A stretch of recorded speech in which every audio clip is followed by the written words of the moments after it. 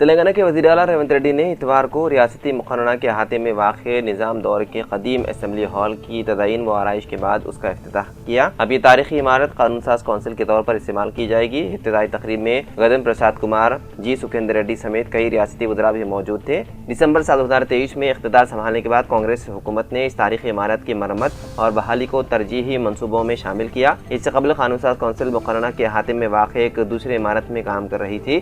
یہ عمارت نظام دور میں ٹاؤن ہال کے طور پر استعمال ہوتی تھی۔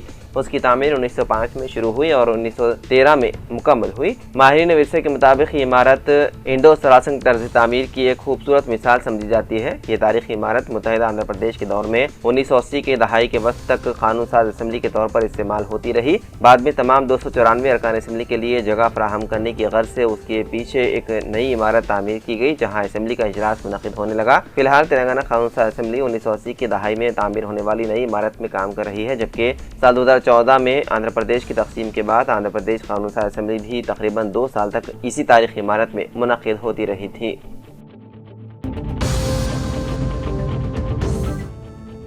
امریکہ اور اسرائیل کے ایران کے توانائی کے بنیادی ڈھانچے پر حملوں کے جواب میں ایران نے اسرائیل کے حیفا آئل ریفائنری پر حملہ کیا۔ پاسداران انقلاب نے ایک بیان میں کہا ہے کہ یہ حملہ ہفتے کی رات خیبر شیکن میزائلوں کے ذریعے کیا گیا۔ اس حملے سے پہلے امریکہ اور اسرائیل نے تہران اور البرز کے مختلف علاقوں میں کئی تیل کے ذخائر پر میزائل حملے کیے، جس کے نتیجے میں شدید آگ بھڑک اٹھی تھی۔ ایران کے قومی سلامتی کے مشیر علی لاریجانی نے اس صورتحال پر تبصرہ کرتے ہوئے الزام عائد کیا ہے کہ امریکہ اور اسرائیل پر ایران کو تقسیم کرنے کے لیے سازش کر رہے ہیں۔ دوسری جانب ایرانی وزیر خارجہ عباس چراغچی نے سعودی عرب کے ساتھ اپنے مسلسل رابطوں کا انکشاف کیا اور بتایا کہ سعودی حکام نے ایران کو یقین دہانی کرائی ہے کہ وہ اپنے ملک کی سرزمین، فضائی حدود یا پانی کو ایران کے خلاف استعمال ہونے نہیں دیں گے۔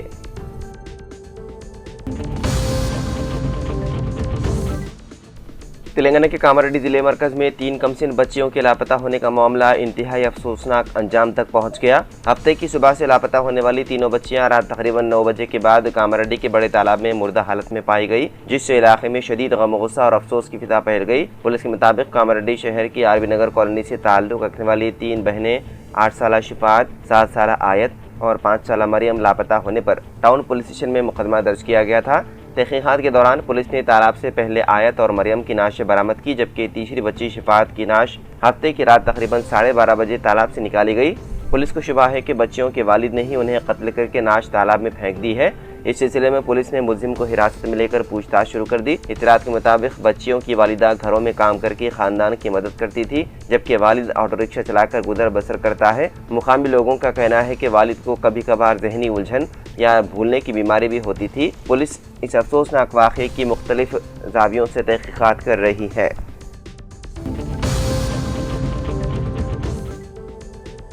متحدہ عرب امارات کے حکام کے مطابق کل شام دبئی میں بیلسٹک میزائل کو فضا میں تباہ کیے جانے کے بعد اس کے گرتے ہوئے ملبے سے ایک شخص ہلاک ہو گیا۔ رپورٹ کے مطابق ہلاک ہونے والا شخص ایشیائی نژاد تھا اور وہ خلیجی شہر کے علاقے البرشا میں گاڑی چلا رہا تھا جب یہ واقعہ پیش آیا۔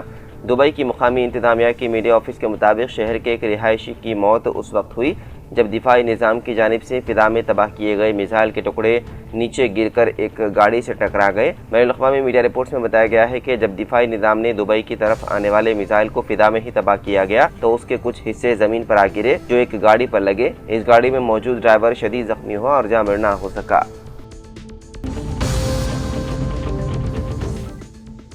شمس آباد انٹرنیشنل ایئرپورٹ پر ہفتے کی روز اس وقت سنسنی پھیل گئی جب ایئرپورٹ حکام کو ایک ای میل موصول ہوا جس میں دعویٰ کیا گیا تھا کہ ایک طیارے میں بم رکھا گیا ہے۔ متعلقہ حکام کے مطابق سنگاپور ایئر لائنز کی پرواز SQ519 کو شمس آباد ایئرپورٹ سے صبح 10:55 پر تقریباً 155 مسافروں کو لے کر سنگاپور کے لیے اڑان بھرنی تھی۔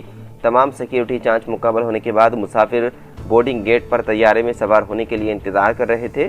इसी दौरान एक नामालूम शख्स की जानिब से भिजवाए गए ईमेल में इतला दी गई कि तैयारे में बम रखा गया है। ईमेल मौसूल होते ही एयरपोर्ट सिक्योरिटी हुकाम फौरन अलर्ट हो गए। एहतियाती इक़दाम के तौर पर तैयारे को एयर साइड टीम के जरिए एक सुनसान मकाम पर मुंतकिल किया गया और बम डिस्पोजल और सिक्योरिटी अमले ने तैयारे की मुकम्मल तलाशी ली गई। ताहम तैयारे से कोई काबिल एतराज़ शय दस्तियाब नहीं हुए, जिस पर तमाम ने राहत की सांस ली। हुकाम ने मुसाफिरों की सहूलत के लिए आर्जी तौर पर एक होटल में उनके क़याम का इंतजाम करवाया। तमाम जांच और हिफाजती कार्रवाइयाँ मुकम्मल होने के बाद तकरीबन 13 घंटे की ताख़ीर से यही परवाज़ मुसाफिरों को लेकर सिंगापुर के लिए रवाना हुई।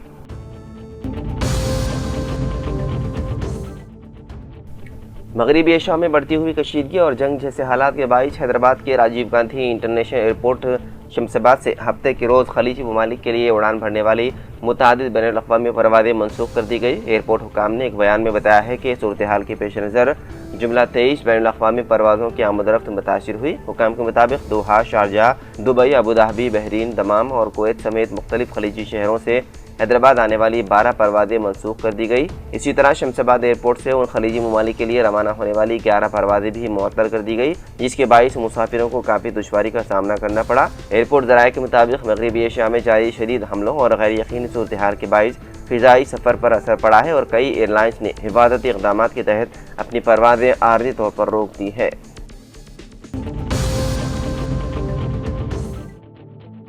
तेलंगाना उर्दू अकेडमी की लाइब्रेरी और कंप्यूटर सेंटर्स में खिदमत अंजाम देने वालों को तनख्वाह जारी करने के लिए उर्दू अकेडमी के पास बजट नहीं है और नई कारें खरीदने के लिए बजट है। 129 आर्जी मुलाजिमीन की खिदमत के हुसूल के बावजूद 9 माह से उनकी तनख्वाह जारी करने के लिए अकेडमी के अहदेदार अपने आला अहदेदारों से नुमाइंदगी नहीं कर पा रहे हैं, लेकिन 5 आर्जी मुलाजिमीन की खिदमत को बाकायदा बनाने के लिए महकमे अखिलती बहबूद को मुसलसल मकतूब रवाना करते हुए ये बावर करवाने की कोशिश की जा रही है कि उन मुलाजिमीन को जो कि उर्दू ज़ुबान से ही वाकिफ नहीं है, उनके बगैर उर्दू अकेडमी के काम ठप हो रहे हैं। महकमे अखिलती बहबूद रियासत में अक़लियतों की बहबूद तो दूर, अपने महकमे में खिदमत अंजाम देने वाले मुलाजिमीन की बहबूद को यकीनी बनाने में भी नाकाम हो चुका है, क्योंकि महकमे अखिलती बहबूद के तहत खिदमत अंजाम देने वाले 2 इदारे जात तेलंगाना अक़लियती मालियती कॉरपोरेशन और तेलंगाना उर्दू अकेडमी के दरमियान कॉन्ट्रैक्ट मुलाजिमीन के तनख्वाहों की इजराई के मसले को हल करने में नाकाम। महकमे अखिलती बहबूद से क्या तवक्को की जा सकती है? तेलंगाना में महकमे अखिलती बहबूद की कारकर्दगी को बेहतर बनाने के लिए इक़दामात न किए जाने से मुतालिक सूरत हाल से आगाही का जायजा लेने पर इस बात का इंकशाफ हुआ है कि महकमे की कारकर्दगी को जानबूझकर मुतासिर करते हुए महकमे को बदनाम करने की साजिश की जा रही है, ताकि महकमे अखिलती बहबूद के लिए मख्तस बजट की अदम इजराई से मुतालिक सवालात के बजाय महकमे की कारकर्दगी को नशा न बनाया जा सके। तेलंगाना उर्दू अकेडमी के मुख्तलिफ मराकज़ में खिदमत अंजाम देने वाले 129 मुलाजिमीन, जिनकी मामूली तनख्वाहों की इजराई के सिलसिले में मुतादिद नुमाइंदगियों के बावजूद 9 माह से उनकी तनख्वाहें जारी न किए जाने पर उन मुलाजिमीन ने स्पेशल सेक्रेटरी महकमे अखिलती बहबूद बी शफीउल्लाह IFS, मोहम्मद अली शब्बीर, मुशीर हुकूमत बराए SC, ST, BC व अखिलती बहबूद के अलावा नायब सदर टिमरीज़ फ़हीम कुरैशी से अपील की कि वो अगर उनकी तनख्वाहों की इजराई यकीनी नहीं बना सकते तो कम से कम रियासती हुकूमत की जानिब से गरीब व मुस्तहिक़ अफराद को दिए जाने वाले रमज़ान के तोहफे की इजराई को यकीनी बनाए, ताकि वो भी रमज़ान की खुशियाँ मना सके। कॉन्ट्रैक्ट मुलाजिमीन जो उर्दू अकेडमी की लाइब्रेरीज और कंप्यूटर सेंटर्स में खिदमत अंजाम दे रहे हैं, अपनी मामूली तनख्वाहों से परेशान हैं और अब उन्हें 9 माह से तनख्वाह जारी न करते हुए नए मसाइल का शिकार बनाया जा चुका है, जिसके नतीजे में वो रमज़ान मुबारक जैसे मुक़द्दस महीने के दौरान सूद पर कर्ज हासिल करने पर मजबूर हैं।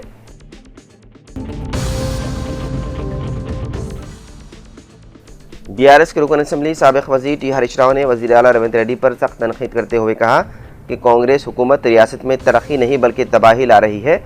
अवाम और किसानों के मसाइल को नज़रअंदाज किया जा रहा है। मुत्तहदा ज़िले करीमनगर के चौपादंडी असम्बली हल्के में BRS कारकुनों के एक इजलास से खिताब करते हुए इन ख्यालात का इज़हार किया। हरीश राव ने कहा कि साबिक़ वज़ीर आला KCR के 9 साल दौरे हुकूमत में रियासत तरक्की की राह पर गामज़न था। उन्होंने मुल्क को दिखाया कि तरक्की क्या होती है, लेकिन कांग्रेस के दौरे हुकूमत में सिर्फ तबाही के अलावा कुछ नज़र नहीं आ रहा। हरीश राव ने इल्ज़ाम लगाया है कि हैदराबाद में हाइड्रा और मूसी ब्यूटिफिकेशन के नाम पर रियल इस्टेट के मफादात के लिए गरीबों के मकानात मस्मार किए जा रहे हैं, जिससे अवामी ज़िंदगी मुतासिर हो रही है। उन्होंने कहा कि जो शख्स तामीर नहीं कर सकता उसे मुनहदिम करने का हक कैसे दिया जा सकता है। हरीश राव ने कहा कि कांग्रेस हुकूमत 6 ज़मानतों के साथ 420 वादों को पूरा न करते हुए अवाम को धोखा दिया है।